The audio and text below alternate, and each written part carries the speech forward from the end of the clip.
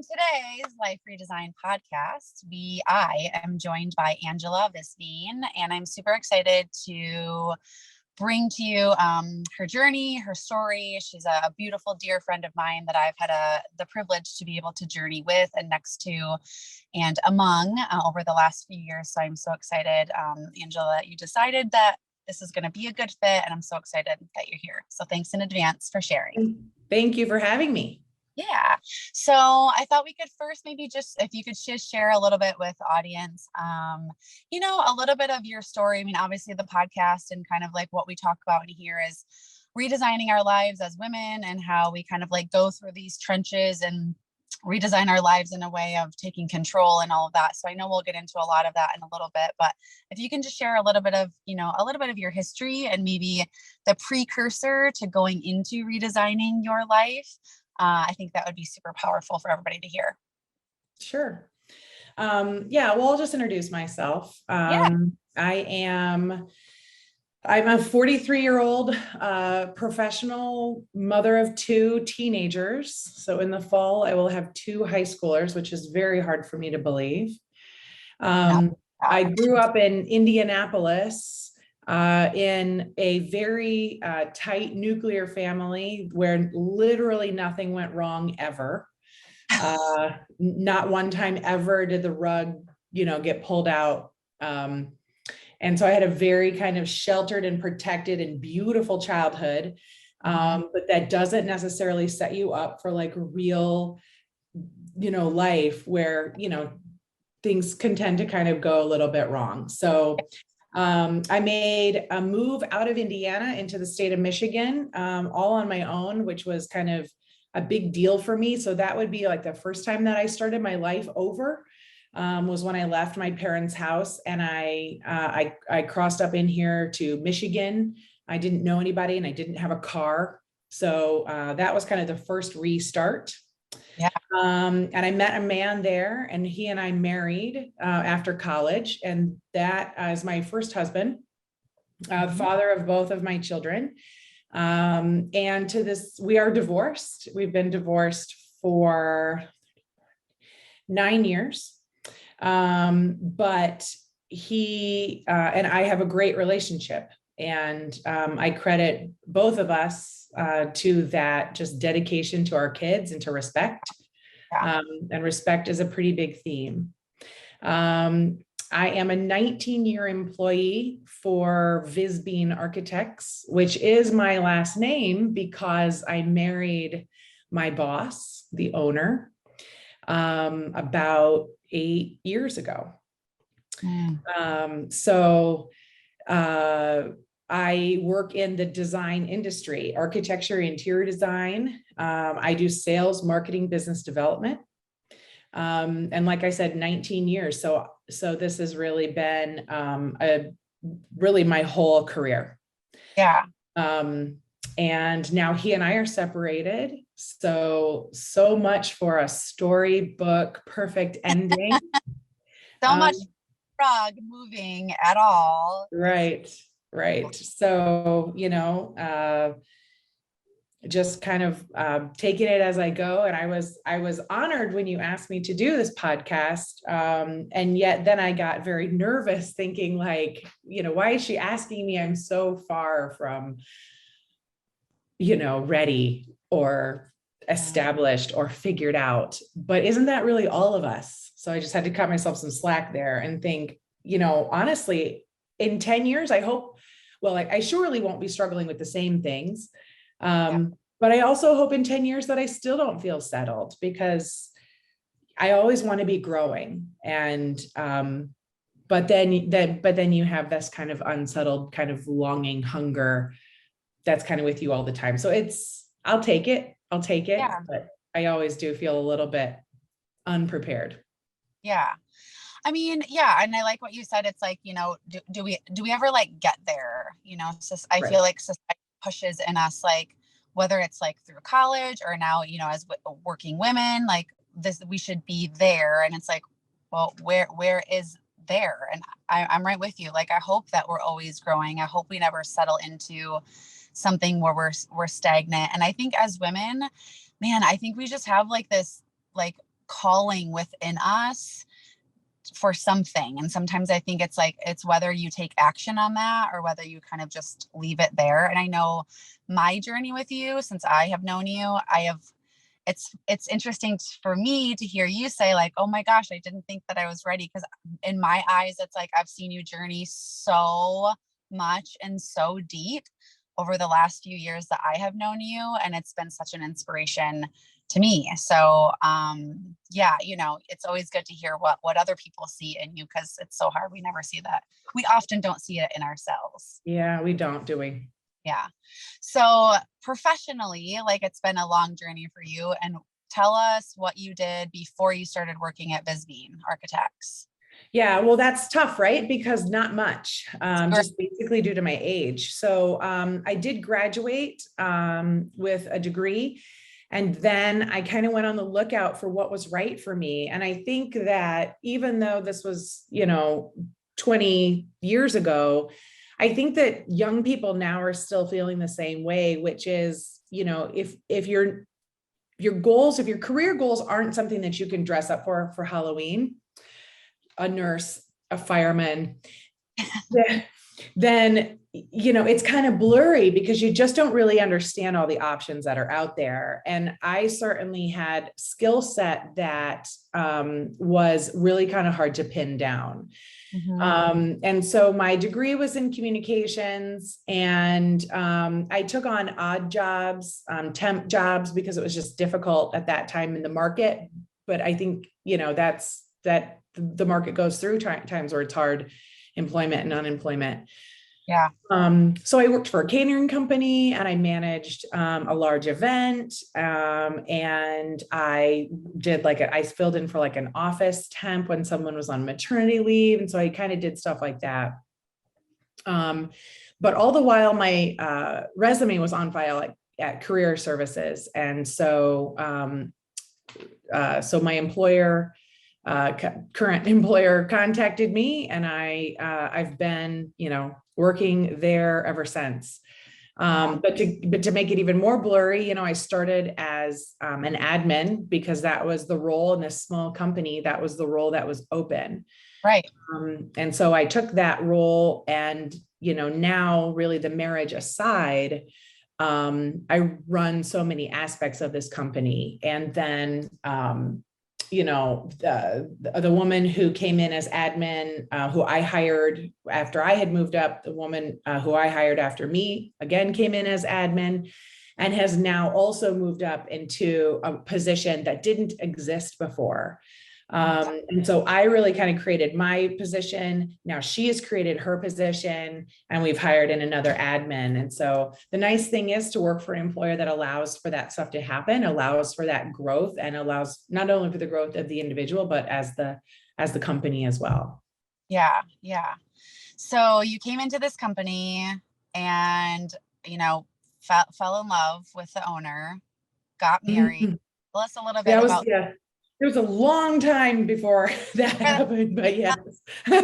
Yeah. Forward to all of that, tell us a little bit about what that was like. Maybe, I would think and maybe based on other things that we hear from other people, let's just maybe see what that journey was like for you. Where did people talk about things? Were there rumors flying? Was it, oh my gosh, you're doing this because you're the wife of?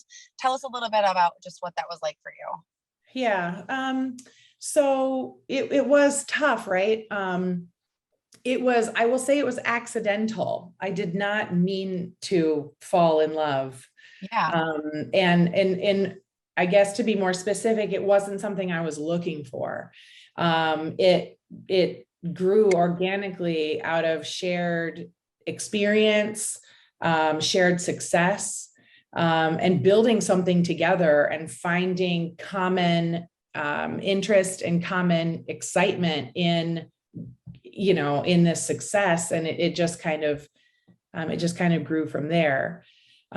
But I also kind of like that, because it was organic and accidental. I wasn't looking for it. And that's really one of the things about my life that I've learned, is that I tend to trust the things that I don't chase. Mm. You know, when I became pregnant with my oldest, my son, I, you know, was married for 6 years, but I wasn't planning on becoming pregnant. Yeah. And yet, what are you going to do? You know, because it happened to you. So, kind of feel the same way. I tend to trust the things I don't chase. Yeah. I love that. That's a really good saying. We should make some sort of like meme or like neon sign for that. Well, What do you thank you. think? Yeah. What about okay, like not chasing that, and then obviously that evolved into, traveling and busy and all the things, as so you're advancing in your career, you're, I don't want to say like remarried, but newly married here. What's happening with your kids? What's family life like? I know that you've Yeah, journeyed a lot as a mother over the last few years, and yeah, I'd love for people to be able to hear that side of your story as well. yeah. So yeah, I certainly did. So I had my kids were, I think maybe like 6 and 7, when I changed relationships from being with their dad to being with my new husband. And that was different because there's a large age difference between he and I. And so, his kids were grown and out, but he had been a father. Um, but I will say that, as my kids were young and I found myself in this new relationship, I really dedicated to growing the company, and invested in this marriage really strongly, and in the new friends and the new community that we were building together. And so I do kind of, like, in hindsight now, looking back to where I am right now, I do kind of feel like I um, maybe gave part of my attention to my kids, and then, most of my attention to the marriage and the business. Yeah. And then as this, marriage kind of journeyed, that really I found to be a problem, because I really recognized how short my time with my kids is, Mhm. and was really feeling pulled away from the travel, away from the building, and really pulled to invest in these last couple of years with my kids as they were in middle and high school now. And understanding that is so short and it's so temporary, and it's now or never, because in 5 years, I won't be able to do this any longer. Mhm. And as my desires to really plug into my kids and to dedicate to these very short years of baseball games and football games and volleyball games and class parties and chaperoning trips and investing in their community and who they're becoming, driver's licenses and having friends around, I understood that this is my one shot at Yeah. at these years. And so as I really began to reinvest into my children, it cost me, frankly, it cost me my marriage. Mhm. It hasn't cost me my job. I'm still quite valuable in the company. So he and I still work together. I still run the company. We speak nearly every single day, as he's often remote. But investing in my children at this time in their lives, which I frankly think is the most important time. It's Mhm. young mothers often think that it's, that young babies and daycare and all that are important. And please understand that all parts of childhood are important, but the Yeah. teenage years are risky and delicate. And so when I made the choice to really invest in my teenage children, it did cost my marriage. Yeah. Oh my gosh, I tell people that all the time. Like whenever that was that you and I had that conversation about, kind of like when your kids were first venturing into that, and when you kind of like made that switch to really invest in them. I remember you saying, my like in class, I am just like, my advice to all mothers is to save all of your energy for the teenage years. And I still say that all the time. I say that to my friends. I even feel like that, with Alexander, he's only 11, but I mean, there's some deep stuff that sometimes come up in conversation, and it's like, okay, it's getting real. So I can't even imagine what it's like for teenagers. But I'm constantly telling people that, like, I have a really great friend, a really wonderful friend that says this. So like, get ready for life, because it's coming at you full force. It really is, and they're so trying to determine who they are and the path they're going to take. And it's the most critical because they're making choices, or they have the ability to make choices that can affect their future. And yet their brains are not fully developed, and yet they think they are. Right. And so in my opinion, it's the hardest time to be a human is in these teenage years. And what I try to tell my kids is just, do everything that you can to leave as many choices open for yourself in your life as you can. And because the older that we get, we make choices that then eliminate some other choices. In other words, when you get married, generally that eliminates your option of dating or being with other people. So, and that's okay. That's an okay thing to do. But as a young person, I'm trying to instill in my kids, do everything that you can to keep as many options open for yourself as possible. Yeah, I love that. That's awesome. So I'm curious to know, when you say you were invested in traveling and building the company, and then, things really shifted for you. What do you think? Maybe it wasn't like a defining moment. Maybe it was a little bit of like a defining season, but what happened? What was it that your eyes, your heart, just things really shifted, whether it was a season or a moment? Do you remember that? And what was it for you? Yeah, I actually kind of do remember.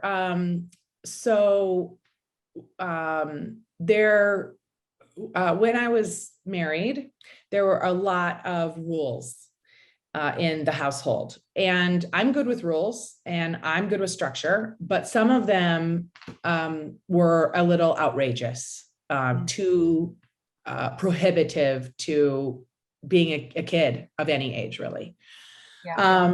And so I very, very distinctly recall going over to a friend's house, still friends with these folks today.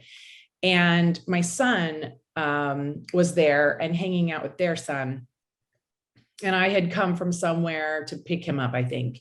Yeah. And I came in, I hung out for a little bit, and I saw a version of my son that I had never seen before, ever. He was bright-eyed, he was talkative, he was funny. And I didn't know that kid. Wow. I didn't know him. Wow. And really from that moment, I just determined that it was unacceptable to me that my children were not able to be themselves in their own home. Right. That there was a version of my son out there that I don't know. And some of that's okay. I don't feel like I have the right to know everything about my children, like everything that they do, every place they go, every thought they think. No, I get that. I'm not entitled to all of that information. Right. But there was definitely something there, a large personality that I had never seen before. And it was just unacceptable to me from that point that I never saw that side of my son. So I just went in pursuit of who he is when he's comfortable. Gosh, it's so crazy to feel like, to see all of that. I've had moments like that, and to feel and then to see all of it, like it's like finding like the last piece to a puzzle, but you don't even know that you're doing a puzzle. That's, I feel like, it was for me, of just like the puzzle's happening, you don't even know what's happening, and then all of a sudden the last piece gets on there and you just go, oh my gosh, oh my gosh, and you see everything and you see the whole puzzle put together. I remember looking at a picture that I took of Alexander when he was probably maybe 7 or so, and it was a very similar experience. And I happened to take the picture, and I was scrolling through to show somebody his haircut, and when I looked at the picture, it was reverse of what you described. I didn't see him. He looked sad. He looked alone. He looked, and it was like, where's my bright-eyed little guy? Where is he? And it was a picture in our home at the time. So I can resonate with that, of that, just again, being kind of like that last visual and like, okay, this is not okay. And then journeying and, you know, being able, like, diving into that nurturing for your children, and how it's amazing how things will start to shift. So what are some things that you did to kind of, you know, really, as I know that you dove into your kids and kind of shifted some things, but what were some things that you began doing that were maybe not things that you were doing before, as that puzzle kind of got connected and you started journeying maybe with some different intention moving forward? Sure. One thing that I thought that I wanted to say is that, you know, my career is based in homes, home design, architecture, and we spend a tremendous amount of time and effort and energy creating a home as a haven. And corporately speaking, most of that has to do with sticks and bricks and materials and colors and patterns and objects and art and that sort of thing. But really, when I brought that into my own experience, it has a tremendous amount to do with feelings and freedoms and psychology and home being a haven. So then when you see Alexander, you know, kind of empty at home, and then his home is not a haven. And when I saw my son Isaac in this other environment, I go, oh, I gotta provide that, right? Yeah. So what did that look like for me? It looked like eliminating or severely reducing a lot of travel. It looked like dedicating to my joint custody arrangement. We have a week on, week off situation. It meant dedicating the week of nights that the kids were around to being home, to not making plans, to being available, to saving my social time for those times when my kids are with their dad. And it also, you know, now then that they've aged up a little bit, I do a lot of volunteering. So I am kind of like the baseball mom. So I run, like, you know, correspondence and communication, and I keep the book, just to be very, very technical. It means that I'm on the 8th grade promotion ceremony committee for my daughter. Tomorrow, she'll have an 8th grade promotion ceremony. And so it meant I was in those meetings with the other moms planning not only the promotion ceremony, but also the party. And it means I'm running the photo booth. And so it just means dividing some of my time to giving and investing in either events or committees or people, other parents, other students, my kids' friends, and just shifting away from a little bit, you know, it's not that I don't still work. I certainly do. I work hard. I work effectively. But it's stepping away from some of that travel, some of that social, to investing in what they are investing in. And as a result, I know their friends, I know their parents, I know their names. And I'm pretty in on those sorts of things, as well as doing the additional things I do corporately for, like, the National Association of Home Builders. So it's just kind of like it's a simultaneous track. But it's less social events, less dining out, less leisure travel, and unfortunately a little bit less like fitness. You know, I used to run a lot and do other things, so I've done that a little bit less as well. But I'm hoping that in other times in my life I can get a little bit maybe more dedicated to that portion of myself. You know, getting some of that back. Yeah. Okay. So this might sound like a silly question, but how did you know what to do? You know, I think there's there's all these like programs and self-growth and like, oh my gosh, and this and that. And, you know, I think like sometimes it can be so overload where I tend to think, okay, like, you know, turn inward, be in silence, like where do my priorities lie? Like, how do I put these in order? You know, maybe for me that shift was real, was all right, where are my priorities, and then what can I do to invest in those? So how did you know how, like, who taught you, or how did you know what steps to take in order to put your priorities in order, and in order to give back to them that way? Yeah, you know, I mean, I don't know. Like I it was guess just to and me, I have a pretty good idea of who I am and what my skills and talents are. And so I kind of try to stay true to that. yeah, In other words, I am organizational, I am logistic, I am sports interested. And so I try to choose volunteer opportunities or plug-in opportunities that have those sorts of benefits, that where I can benefit the organization or my child or what have you in those ways. So I am, for example, just to be super specific, I am like the baseball team booster mom, right? Which is for all of high school. And there's these opportunities. Well, I'm really good at sales. So I really plugged into like the ticket sales for the raffle. yeah, But I did not plug in to selling Christmas trees in the winter, in the cold. That is not my thing. I yeah, hate cold. No, yeah, right? So it was really just finding opportunities where my interests and skill sets align with what other people needed or opportunities for me to volunteer.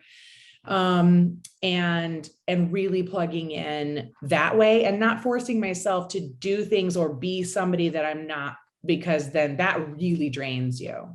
yeah. Like plugging in with a purpose. Exactly. I would love to hear, you know, like you said, you mentioned earlier, investing. So like, I don't want to say it was like shifting your priorities, because I think, and you correct me if I'm wrong, but I think for you, your priorities were always there. It was just noticing what needed to shift and kind of like nurture into those priorities. But you had said earlier, you know, shifting, that's Louis. That's Louis. Shifting that was had cost you your marriage. I mean, I can't imagine, although you know that's where your purpose needed to be, and you know you're doing all these things to feed into your children and to your calling as a mother. I mean, that's devastating. That must have been absolutely heartbreaking and so devastating for you, where you're like, you know, it's, you know, you have to be here, but this is not working. What was that like for you? Yeah. I mean, it is devastating for me. Frankly, it's heartbreaking kind of like every single day, basically. As like I mourn Louis. As I mourn, really just expectations, you know, expectations of what I thought my life was going to look like, Mhm. what my, you know, I prioritized, you know, marriage and had zero intentions of divorce. Yeah, And then it's like, how on earth can I find myself in this place now where I'm like embarking on my second divorce? right. I mean, I didn't even want to go through this one time. And how on earth can I be going through this again? Hmm. Um, so it is heartbreaking for me. It's heartbreaking every single day.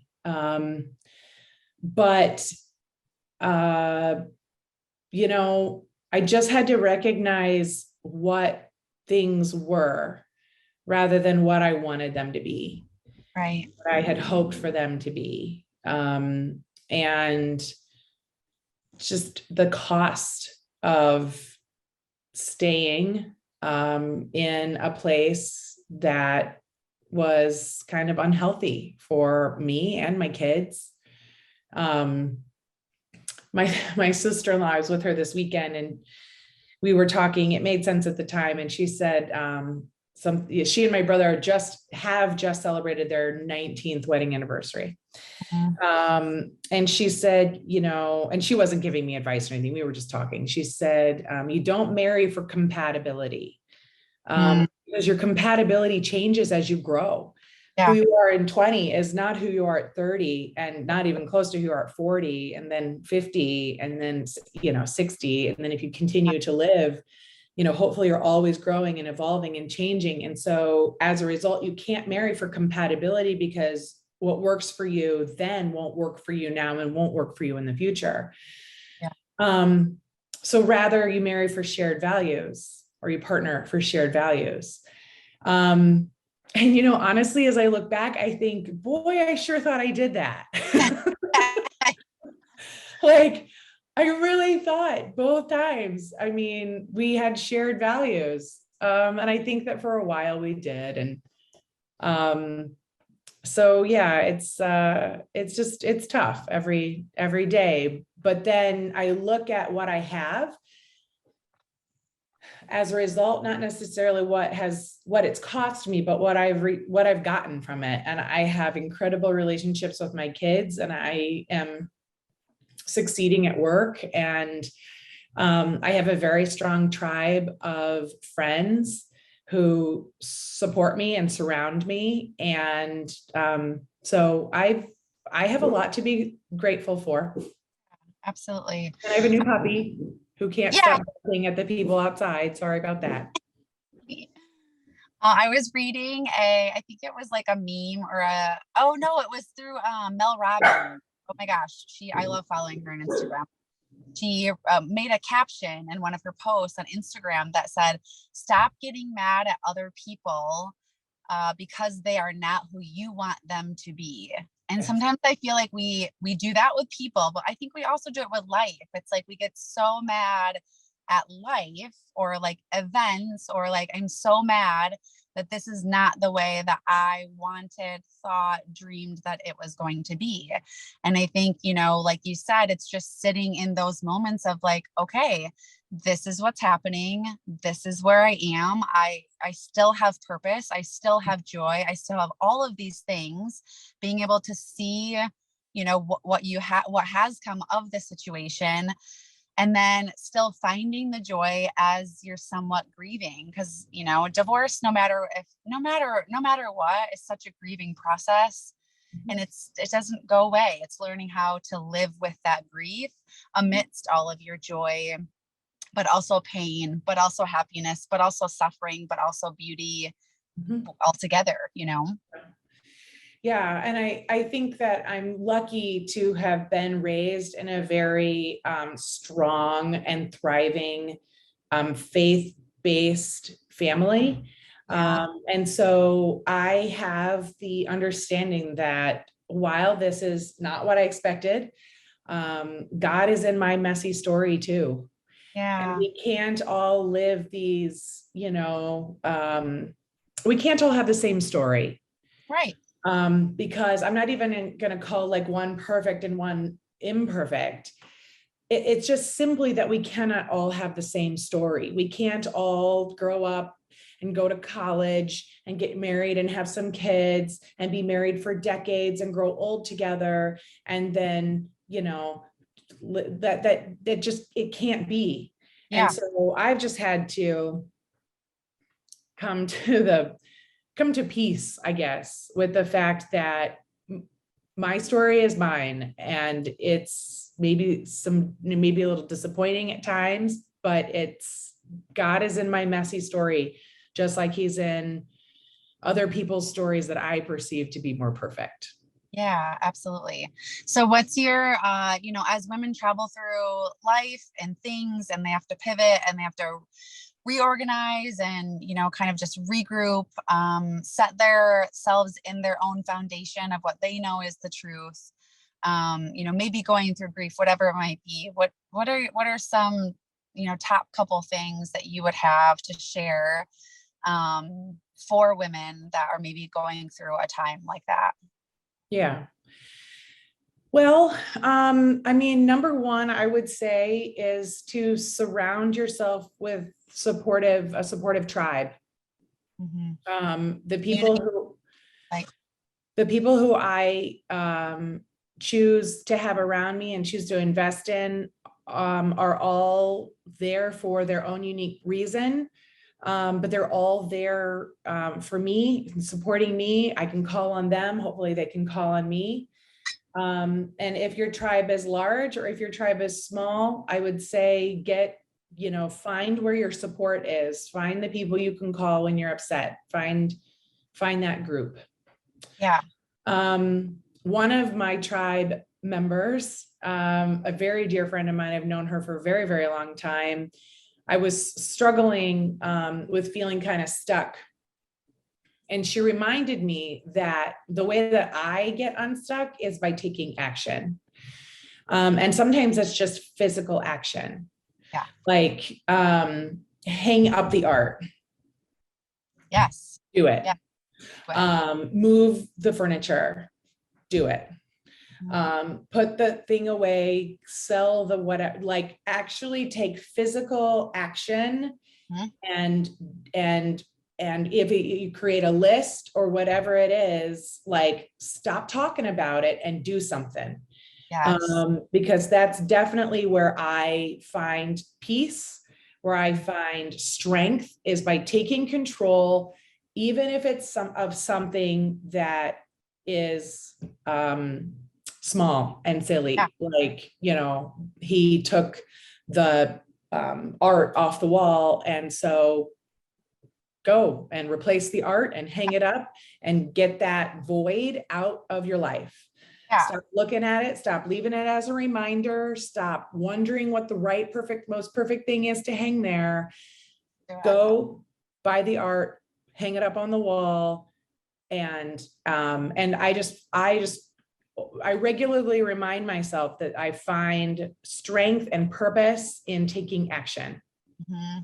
Oh my gosh. And there's so much, I think, freedom too that lies in that. Like the strength equals freedom. I mean, recently I just cleared my closet of like clothes that I actually really loved, but they had bad memories. And I had nothing to do with them besides donate them.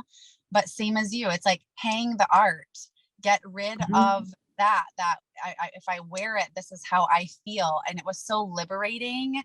And yes, you find your strength in action, because you go, okay, I can hang up the art. I have control. I can clear my closet. I can do this. And there's something in that is like, and now I can conquer the world, because it really, really, really helps. I totally agree with you. I love that. Taking action. Take action. And then I would say self-control. Self-control is strength. Find ways, find opportunities, go for a run, cry your eyes out, get away for a day, talk with a friend, whatever it is, to find the ability to find self-control, so that when you are in an opportunity or a position where you are met with conflict, that you don't fly off the handle. Yes. Maybe until later. Okay, fine. Or in a closet. That's fine. Get to your car, whatever it is. Lose it later, totally fine. Happens to everybody. Yeah. But when you're in that moment of conflict, when you run into that person in the mall, when something, your plans change unexpectedly, do the work to find the self-control, so that you can have the strength through that situation, so that you don't have to later then deal with not only the change of plans, but also how you responded to it. Find that peace, find that strength. Yeah. Fruit of the Spirit. It's a biblical principle there. I love that. Yeah. Yes. I'm so glad that we did this. Me too. Glad that, see, here we are. It's like, talk to a friend. We're finding that self-control right now. And I am so honored to be even visually part of the journey that you are taking. And I remember the day where I was at your house and you were like, I did it. Like I hung up the art, and to see light in your eyes that day was so inspiring to me. So you have inspired me in more ways than you will probably ever know. But that is very kind. I certainly value your contribution in my tribe. Oh, thank you. And just FYI, everybody, like this isn't a like tiny little small company that Angela helps run. It's like amazing. So you need to check it out. You need to follow her on social media, and you need to see all the amazing things that she does and is in control of, because it's not a mom and pop shop. Like it's a big deal. Yeah. In a lot of different places. So yeah. We do a lot of great work. It's very fun. Yeah. So cool. All right. Well, that wraps up our Life Redesigned episode for today. So again, thank you, Angela, for joining us and joining me. And I can't wait to share your story with everybody listening. Thanks, Amy. Thanks, everybody. Take care. Talk to you soon.